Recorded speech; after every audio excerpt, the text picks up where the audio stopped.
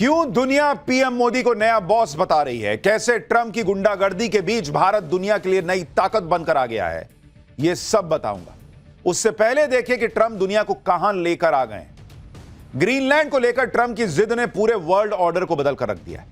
America के दोस्त माने जाने वाले यूरोपीय देश भी ट्रंप के खिलाफ खुलकर खड़े हो रहे हैं। हालात इतने बिगड़ गए कि डेनमार्क की संसद में ट्रंप को गाली दी जा रही है। डेनमार्क की संसद में ग्रीनलैंड पर बोलते हुए एंडर्स विस्टिसन ने, जो कि एक सांसद हैं, उन्होंने ट्रंप के लिए एफ वर्ड का इस्तेमाल कर दिया, उनको खुली गाली दे दी। सुनिए कैसे ट्रंप को गाली दी जा रही है, और कोई नॉर्मल ऐसे मामूली सोशल मीडिया पे ट्रोल नहीं दे रहा, संसद में खड़े होकर सांसद गाली दे रहा है ट्रंप को। आप सोचिए, जो डेनमार्क नेटो का फाउंडिंग मेंबर है, उसके सांसद अमेरिका के राष्ट्रपति को खुलकर गाली दे रहे हैं, एफ वर्ड का इस्तेमाल कर रहे हैं, क्योंकि ग्रीनलैंड हड़पने को लेकर ट्रंप ने डेनमार्क समेत 8 देशों को टैरिफ की धमकी दे दी। वो भाई के पास कुछ है ही नहीं, वो ऐसे निकालता है टैरिफ टैरिफ टैरिफ, जिधर मन करता है उधर टैरिफ फेंक देता है। लेकिन डेनमार्क और यूरोप के बाकी देश ट्रंप की टैरिफ वाली धमकी का लोड नहीं ले रहे। डेनमार्क समेत पूरे यूरोप में मदर ऑफ ऑल डील की चर्चा हो रही है, पीएम मोदी की चर्चा हो रही है। यह मदर ऑफ ऑल डील है क्या और क्यों मोदी मोदी हो रहा है, आगे बताऊंगा। लेकिन पहले देखिए कि कैसे ट्रंप के खिलाफ दुनिया भर में जुबानी जंग छिड़ गई। ब्रिटिश सांसद एड डेवी ट्रंप को इंटरनेशनल गैंगस्टर कह रहे हैं। कोई डोनाल्ड ट्रंप को गाली दे रहा है, कोई गैंगस्टर कह रहा है, कोई गुंडा बता रहा है, कोई सबसे करप्ट राष्ट्रपति बता रहा है अमेरिका का। सोचिए कितनी भद पिटवा रहे हैं ट्रंप अमेरिका की, छींचा लेदर होकर रखी है। ट्रंप के खिलाफ यह भयंकर गुस्सा स्विट्जरलैंड के दावोस में भी फूटा, जहां वर्ल्ड इकोनॉमिक फोरम की बैठकें हो रही। वहां ग्लोबल मंच से कनाडा के पीएम और फ्रांस के राष्ट्रपति दोनों ट्रंप को कोस रहे हैं। सुनिए कैसे ग्लोबल मंच से अमेरिकी राष्ट्रपति की भयंकर बेइज्जती एक के बाद एक होती चली जा रही है।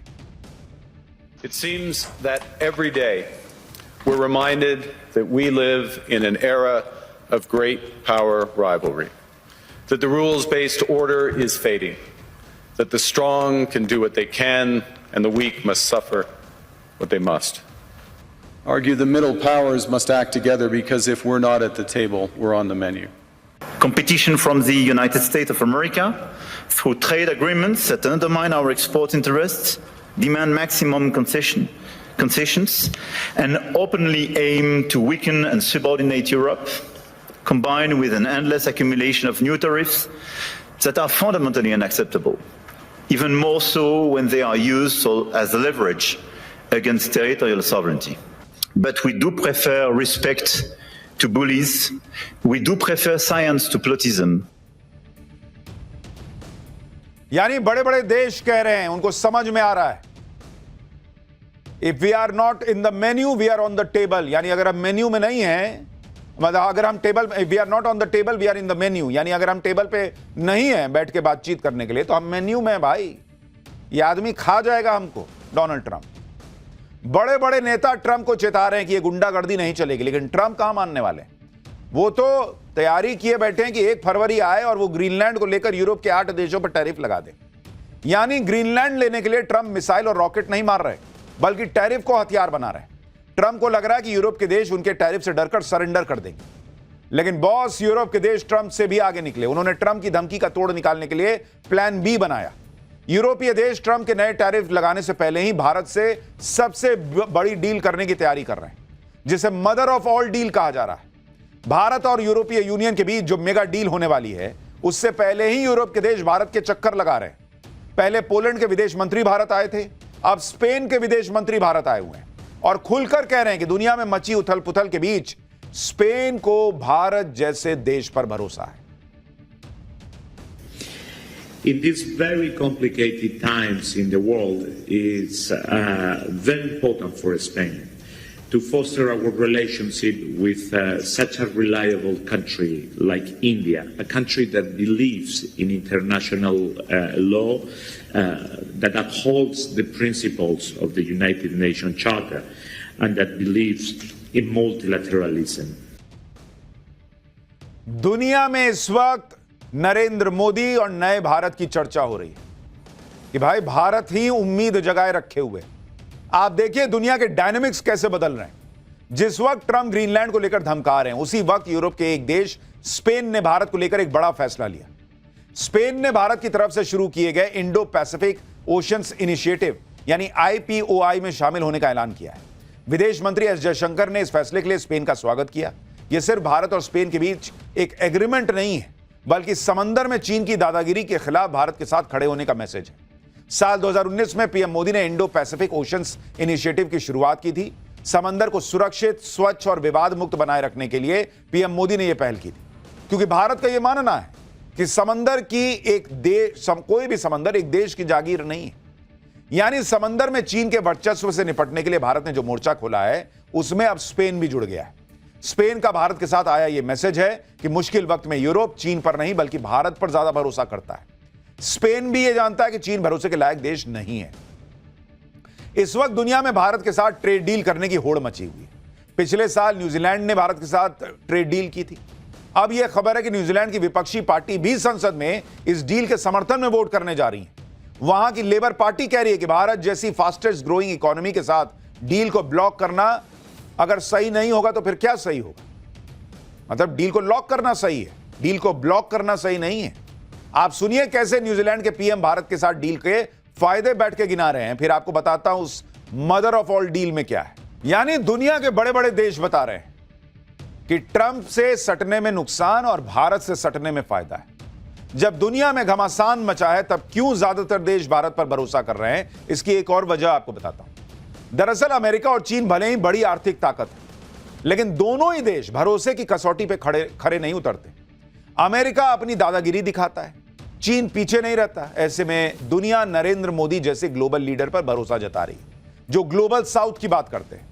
आप देखिए, हाल ही में रिस्पॉन्सिबल नेशंस इंडेक्स के तहत नई रैंकिंग जारी हुई। 154 देशों के इस इंडेक्स में भारत 16वें नंबर पर। यह इंडेक्स बताता है कि कोई देश अपने नागरिकों, पर्यावरण और दुनिया के प्रति कितनी जिम्मेदारी से काम करता है। इस इंडेक्स में जहां भारत 16वें नंबर पर है, अमेरिका 66वें नंबर पर और चीन 68वें नंबर पर है। तो जो देश रिस्पॉन्सिबल नहीं है, उनके भरोसे कौन बैठेगा? यह रैंकिंग बताती है कि बड़ी आर्थिक ताकत होना एक बात है और बड़ी आर्थिक ताकत होते हुए दुनिया के प्रति जिम्मेदारी को निभाना दूसरी बात है। और इसमें भारत अमेरिका और चीन से कहीं आगे है। यही वजह है कि ट्रंप से टकराव के बीच 27 देशों वाला यूरोपीय यूनियन भारत की तरफ उम्मीदों को लेकर देख रहा है। जो डील दशकों से अटकी पड़ी थी, उस डील को अब यूरोपीय यूनियन बिना देरी के निपटाना चाहता है।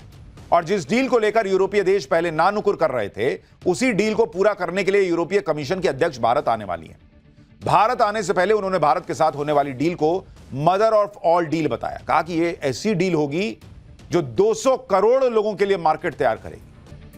अब आपको यह बताता हूं कि यह मदर ऑफ ऑल डील है क्या और इसे क्यों मदर ऑफ ऑल डील कहा जा रहा है। दरअसल 26 जनवरी को यूरोपियन यूनियन के शीर्ष नेता भारत आ रहे हैं।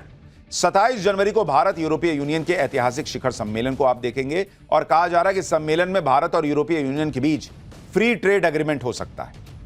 फ्री ट्रेड एग्रीमेंट से भारत को 27 देशों वाले यूरोपीय यूनियन के बाजारों का एक्सेस मिलेगा। यूरोप के बाजार खुल जाएंगे। कम टैरिफ या बिना टैरिफ के भारत का सामान यूरोप में बिकने लगेगा। ग्लोबल ट्रेड रिसर्च इनिशिएटिव यानी GTRI के मुताबिक यह डील भारत के लिए दुनिया के सबसे अमीर और भरोसेमंद आर्थिक ब्लॉक EU के दरवाजे खोलेगा। इस ब्लॉक की GDP 122 लाख करोड़ रुपए और बाजार में 45 करोड़ अमीर उपभोक्ता हैं। भारत के कपड़े, भारत की दवाएं, स्टील, पेट्रोलियम उत्पाद और मशीनरी ऐसे मुख्य निर्यात पर टैरिफ कम होंगे। भारतीय कंपनियों को जो अमेरिका के टैरिफ से झटका लगा, उसकी भरपाई हो पाएगी। यानी एक तरफ तो भारत को और फायदा होगा। ट्रंप के टैरिफ से भारत को कोई बड़ा नुकसान वैसे भी नहीं दिख रहा था अगर हम GDP की बात करें। और दूसरी तरफ जो यूरोपीय देश हैं वो भारत के और करीब आ रहे हैं, ट्रंप को आंखें दिखा रहे हैं। यह डील भारत और यूरोप के लिए जितनी अहम है, उतनी ही उसकी टाइमिंग इंपॉर्टेंट है, क्योंकि यह डील ऐसे वक्त में हो रही है जब ट्रंप यूरोप पर टैरिफ लगाने की धमकी दे रहे हैं और भारत पर टैरिफ लगा ही चुके हैं। अब भारत और यूरोप मिलकर मेगा डील के जरिए ट्रंप को आईना दिखाने जा रहे हैं। इस वजह से यूरोपीय यूनियन भी भारत से होने वाली इस डील को लेकर बहुत उत्साहित है, क्योंकि भारत एक बड़ा उपभोक्ता बाजार है। इसलिए यूरोपीय कमीशन की अध्यक्ष उर्सुला कह रही हैं कि डील से फर्स्ट मूवर एडवांटेज मिलेगा। यानी इस तरह की डील भारत से किसी ने नहीं की, इसलिए यूरोपीय यूनियन को इसका फायदा मिलेगा। इस डील को लेकर 2007 से बात चल रही थी। 2013 में बात अटकी। अब 19 साल बाद जब ट्रंप यूरोप के पीछे पड़ गए हैं तो यूरोप भारत से किसी भी कीमत पर डील करने को बेताब है। इस ट्रेड एग्रीमेंट के साथ ही पिछले 4 साल में यह भारत का 9वां ट्रेड एग्रीमेंट होने जा रहा है। और इसीलिए जब नरेंद्र मोदी कहते हैं कि यही समय है, सही समय है, यह भारत का समय है, आप देखिए ग्लोबल परिस्थितियां भी ऐसी बन रही हैं।